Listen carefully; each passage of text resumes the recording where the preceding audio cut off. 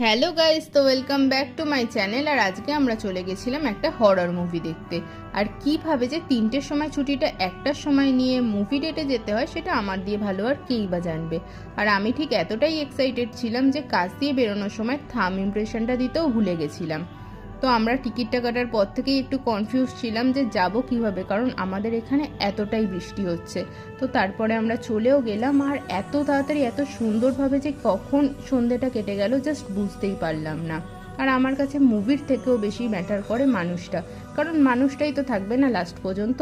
আর এখন তো মন খারাপ করারও টাইম পাই না, কারণ এখন সকালে ওঠো, রেডি হও, কাজে যাও, বিকালে আসো, আড্ডা মারো, ঘোরো ফেরো, তারপর আবার সকাল হয়ে যায়, বা বিকালে ইভিনিং শিফটটা নিয়ে নিই, তো কিছু ভাবার টাইমই হয় না। কিন্তু এখনও মাঝে মাঝে মনটা খারাপ হয়ে যায়, কারণ আগে রোজ কুটুর সাথে সন্ধ্যেবেলা খুব মজা করতাম ওটা ভেবে।